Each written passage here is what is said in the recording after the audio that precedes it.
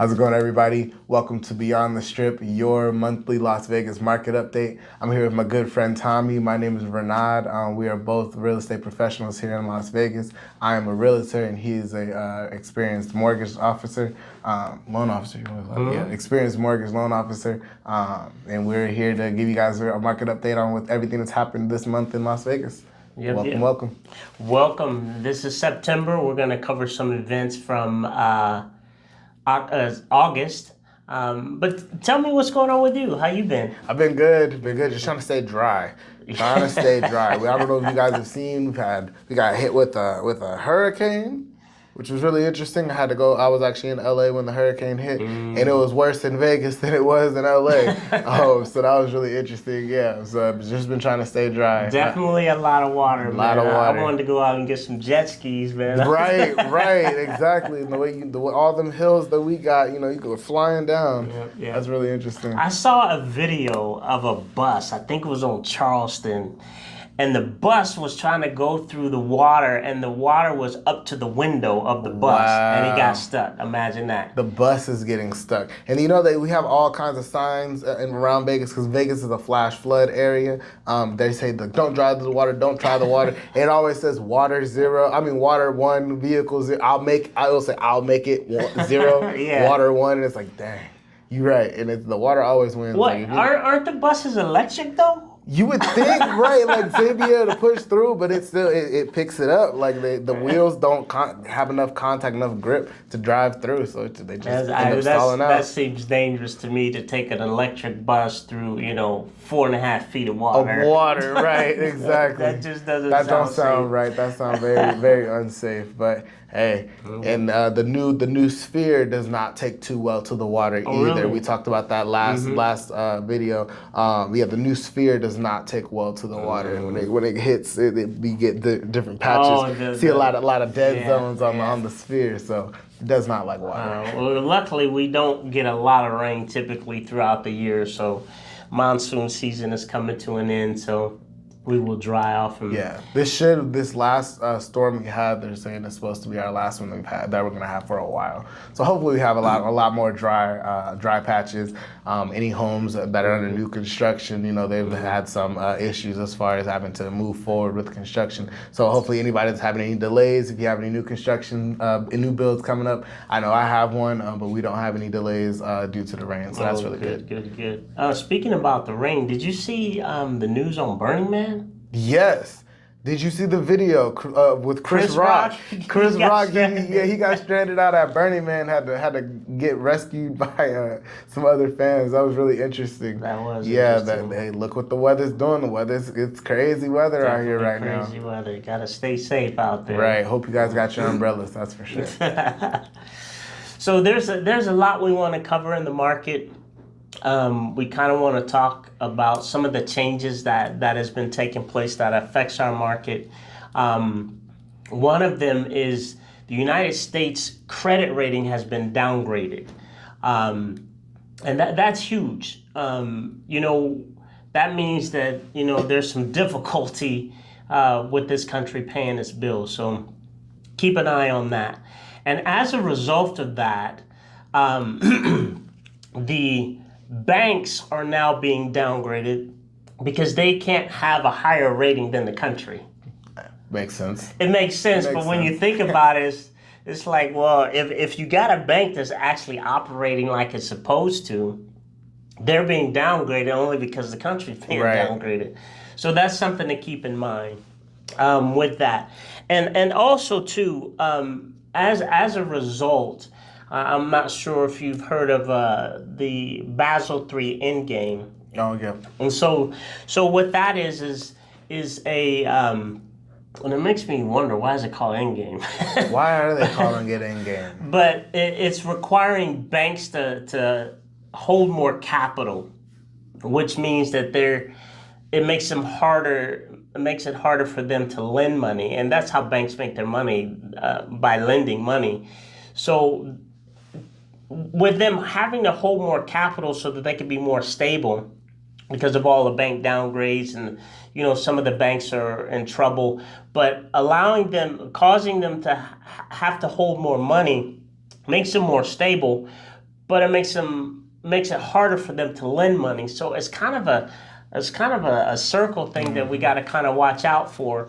And as a result of that, it's actually bringing up credit card debt. And for the first time in the U.S. history, credit card debt has hit $1 trillion. Can you imagine that? $1 trillion in credit card debt. That is a lot of money. Now, you may be thinking, how much is $1 trillion? Man, I can't even imagine. My imagination doesn't go that big. And I'll tell you why. I worked in a bank when I was 17. And every night when we closed, I counted them. We counted, there's three of us that counted $1 million every night. And that took up, a lot of room. $1 million took up. It took us about 45 minutes. 45 minutes. And you use the machine? We use the machine, and then we wrap them up, and then we count the stacks. Wow, interesting. Yep. So he actually knows what it's like to hold $1 million. Yeah. So the scale of what $1 trillion is. I can't even imagine that. Interesting. I can't even imagine that. And I used to think when I was a kid, I'd see these TV shows where people had $1 million in a briefcase. $1 million ain't gonna fit in a briefcase. Nah. Maybe a big duffel bag, maybe a huge one.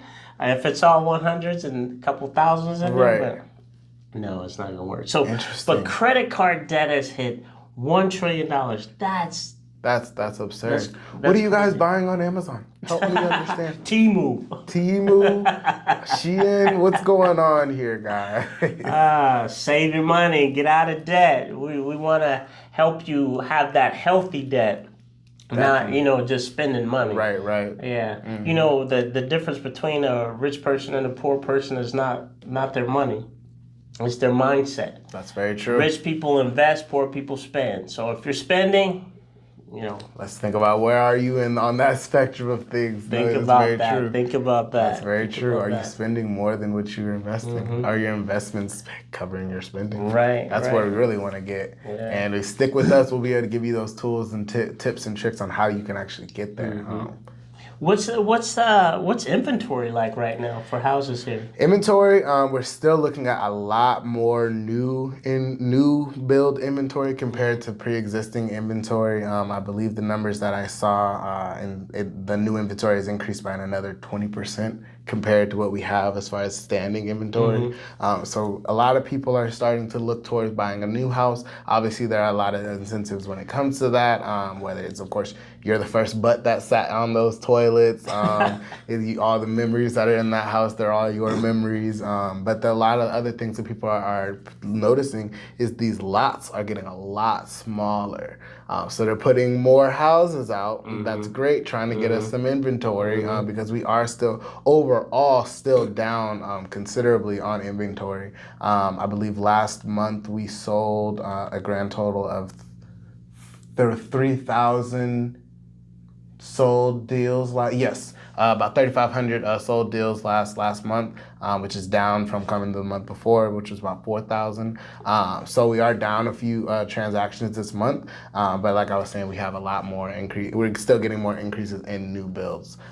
With those smaller lots, they're just putting more homes in a tighter space. Yeah. So you're getting a little bit closer to your neighbors, shorter walls. So we're gonna have to be more friendly, that's for sure. Definitely. So don't turn your radio up too loud. Right. Don't play music too loud. If you're having a heated conversation, you want to try to keep that down just a little bit. With that inventory, we still have a lot of people out trying to purchase homes, and so that's actually causing prices to continue to inch up a little bit. Yep. Now we're not seeing these big jumps in pricing like what we were seeing last year. Right. But another thing that we have to think about with new home builders, they control the pricing. So if they're the ones that have the homes, they get to tell you how much the house is gonna be. They get to charge you for what those upgrades are gonna be. And so when you walk into these beautiful model homes, you'll be wowed by these beautiful model homes, and then realize that there's $100,000 worth of upgrades in that home. Yeah. That's a beautiful thing. Why you want to go when you do go see new homes. A lot of people feel that they should just go take a realtor, find a realtor, and go look at these new homes because their job is going to be able to show you and negotiate on your behalf what these upgrades are, and what that's going to cost. So when you do walk into that new home, they can show you like, hey, that's probably going to be an upgrade when we can figure those things out. They like to put really tall cabinets in, beautiful, really tall ceilings, wonderful kitchens and things like that. But sometimes it's not as much as what meets the eye. So you bring up a good, interesting point. Why you want a realtor to go with you to a new build and not go by yourself? The builder's there representing the seller, right? You have no one to represent you. You're not represented. They're there for their bottom dollar. They're there to get the home sold so that they can get paid on their end and get their company paid. Whereas having someone on your end, obviously they're there to get their share, but they're there to help you and and be the professional to represent you to make sure that you're getting the best possible deal. And it's just like, going to a resale. You want to take a realtor with you so that you can have that realtor negotiate on your behalf and not just go to the seller and give in to whatever the seller has. Because there's an opportunity for negotiation, but you don't know that unless you have an agent that knows the industry, that knows the local area that you're in, and that knows how to negotiate. Absolutely. I appreciate that. I do have one other thing I want to point out there. One of the things that I'm seeing as we go to these new home developments, they're trying to use preferred lenders. Now, I do want to caution you guys against preferred lenders. Sometimes they are great decisions to make, but a lot of the times they're building the money that you're getting through using the preferred lender, they're building into the price of the cost of the home. So a lot of people don't realize they release homes in phases. So in a phase one of a home, let's just use 400,000 for example. That house will start out at 400,000. In phase two, that same house is gonna go for 425. By phase three, that house is now going for 450, right? It's the same exact house. Where is this money going? They're using that money to then, when you use their lender, say, hey, we'll give you $20,000 to buy down your rate. We'll give you $20,000 towards your down payment or closing costs. And they're making people feel like they're getting a deal, but you might not actually necessarily be getting a deal. So when you do see those preferred lenders, make sure you are doing your homework on what other lenders in the area might be able to provide for you. Tommy is a mortgage professional here in Las Vegas, so if you do ever have any questions with any programs or anything he's a part of, you can definitely reach out to him. But he's not the only one. There are other good ones out there, but I want to point that out to you, not to just use the lender that goes with the new build. It's always good to have an outside lender give you a second opinion. Sometimes those in-house lenders can't do all loans. They may pigeonhole you into one loan just to get you pre-approved and able to buy that house. But that might not be the loan for you. Correct. That might not be the loan that's going to fit into your overall budget, your long-term goals, your short-term goals. There you go. It's almost predatory in a way, because they're expecting people to just come in and they wow them with the home, they wow them with a rate, and they just try to put that together. And there's a lot of, sometimes you realize you end up leaving a lot of money on the table, or realizing that the deal that you got maybe wasn't as good as the deal that you could have gotten. Exactly. Have a realtor run comps in your area, because what you don't want is to be that person that bought a home, be super happy in your home, and now you're upset that the person next to you bought the same home, used a realtor, and saved thousands of dollars on the home. Exactly. That's a good point. The federal government is actually selling land for affordable housing. Yes, I heard about that. And they're paying like $100 an acre. Wow. $100 an acre. $100 an acre, so that they can build. Local governments are purchasing this property from the federal government so that they can build affordable housing. Well, that's good. That's a great thing. That's actually really good. But why don't you sell me that land? Right, for $100 so that an I acre. can build on it. Thank you. Exactly, literally. I would love to be a part of that. So we'll keep you up to date on the progress of that and let you know when they start building. There are some communities out here that are building affordable housing, and so we'll tap into that and keep you guys up to date with that. That's good. I know our mayor had declared it's a crisis that we're having an affordable housing crisis out here. So it's important. It's good to see that they are trying to put things in place to where they can try to alleviate some of that as Vegas continues to grow and continue to get more implants from other places out here that are used to paying more money for things. That's really good to see that they're doing that for us. Yeah. We were talking a little bit ago, and you mentioned in the area of the old Fiesta and Texas Station. Wow, let's talk about it. Okay. So Lake Mead and Rancho area, if you guys don't know, the old Fiesta Casino and the old Texas Casino, both of them have actually been dismantled. They completely destroyed them. I was shocked to pass by there and it wasn't there. It's gone. It's the signs are gone. So that's years, decades of memories of bowling. I know I grew up bowling at the Texas. There was a Mexican restaurant that we used to go to in the Fiesta called Garduño's, and they have some of the best Mexican food in Vegas. So super sad to see both of the casinos go. But it's also a sign of new beginnings because North Las Vegas is receiving a new downtown, and that's going to be the focal point of where downtown is going to be. So they're going to be spearheading a lot of major developments down there. There's a lot of housing developments in the surrounding areas, and they're also going to be having a lot of small businesses that are going to be able to build down there, and they're putting a lot of money into that area. So really excited to see what that's going to be a nice area when they're done. Yeah, it's going to be really nice when they're done with that. Yeah.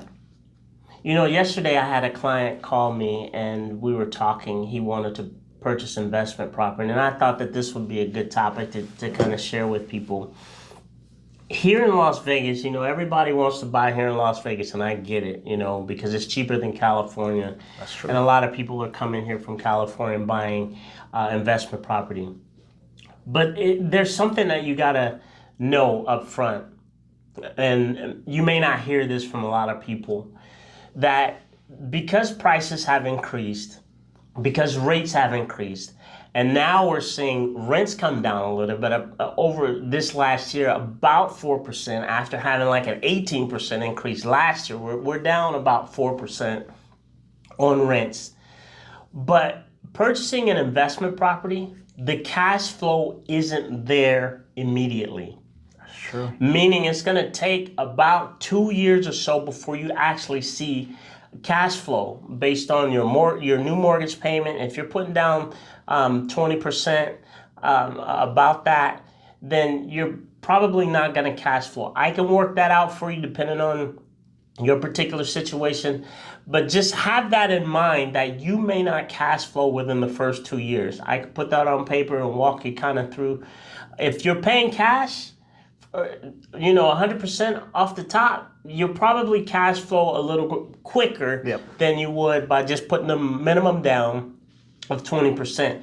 So if you're looking at buying investment property, that's what you got to be aware of. Another thing too, if you're looking at purchasing Airbnb, that's something that you got to be aware of, that is pretty much shut down.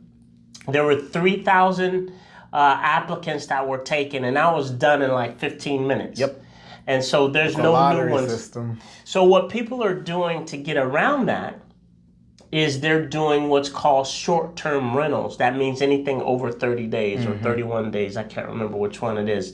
So we have people that come in to do a travel nurse. So they might come here for 3 or 4 months. That would be perfect. You would be able to do that. So think about that. Look into Airbnb here in Las Vegas before you just, have it in your mind. I'm going to move to Las Vegas. I'm going to have an Airbnb. If you're not already in, it's probably not going to happen. Right. Basically. That's good that you pointed that out. I don't know if as many people understand how the Airbnb system works out here.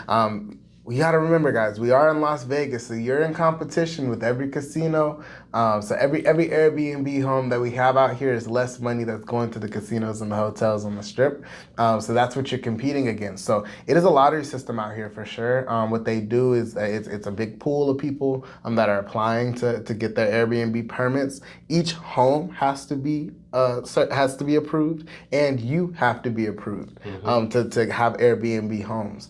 So it's a very strenuous process to actually get a home approved and qualified for Airbnb.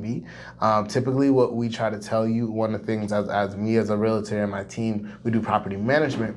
We try to when we're looking for homes, we try to price things out for short-term rentals and long-term rentals, just so we make sure that you are getting something that you will be able to reap benefit off of. We don't want to sell you a property or put you in a position to be in a property where you're not going to be making any money off of, and that's why you want to pair with somebody like me or somebody like Tommy that specializes in that kind of area where we can get that taken care of for you. So don't let the hype of Airbnb end up losing you money. We don't want to see that happen to you. Yeah, or losing your property. There's been a couple people I know that were actually sued because of,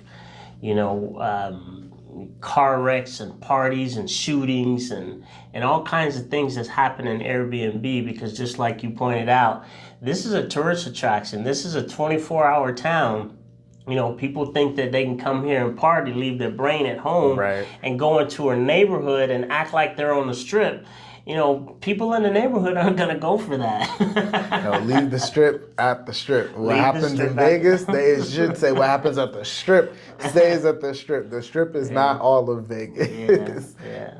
It's funny, I remember growing up, a common misconception, everyone was like, do you live in the casinos? It's like, no, we don't live in the casinos. Some of us work very long hours at the casinos, so it might seem like they live there, but we do not live at the casinos. I heard people say that before I moved here 17 years ago. I heard people say that, and I just giggled. I just laughed. I didn't think that was really true, but I've had people ask me the same thing. Right. Do you live on the strip? Do you work on the strip? It's like, no, this is a town, right. man. This is city. It's a town. There's a big surrounding area full of homes. There's neighborhoods. Grocery stores. Exactly. Come on, that's funny. But people think that though. Yeah, they definitely do. They definitely do. So one of my favorite parts is talking about food. So I went to a wonderful restaurant. I've actually been here before, but I had some guys come in town this week, and I had to show them this spot. If you know anything about me, I love Mexican food. I love tacos. And so it's this spot. I always mess the name up. It's called La Vecindad. It's just like Becinida. I'm sorry. DAD. My bad. Yeah. Is that and on I put Commercial Center? I think so, yes. It's right there off of Sahara? East Sahara? East Sahara. In that little... Yes, sir. I know exactly that spot is amazing. It is amazing. You have all you can eat tacos on Wednesday. Yes. Me and my boys come through and we clear them out. We definitely try to see who can eat the most tacos. I usually win. I have a pretty healthy appetite. But yeah, we're gonna link it down in the comments. I do apologize for butchering the name. I know I butchered it. I'm sorry. That is a good spot. So yeah, I didn't know you were gonna talk about that. But I've been there, and that is a good spot. That spot's a great spot. It's a good, wonderful vibe, great atmosphere. The people there are really nice as well. So, in reasonable price. The all you can eat tacos on Wednesday, I believe it's $19. $19, as many tacos as you eat, and I walk out there stuffed. Yep, I did too. I was stuffed. Yeah. Well, that'll do it for us for this month. We will be back again, bringing you more updates on the market here on Beyond the Strip. We look forward to connecting with you, and we'll link our information down below. Get in touch with us, click subscribe, and we will provide as much content as necessary. And let us know in the comments what you would like to see about here in Las Vegas regarding the market, and we can answer any questions that you might have. Thank you guys for your time. Hope you guys have a wonderful day. It's Labor Day for us, so if you guys are celebrating Labor Day, be safe. If you guys have any questions for us, like he said, drop those down in the comments, and we'll be sure to answer them next time. Hope you guys have a great day, and we'll talk to you soon. All right, talk to you soon. Later, guys.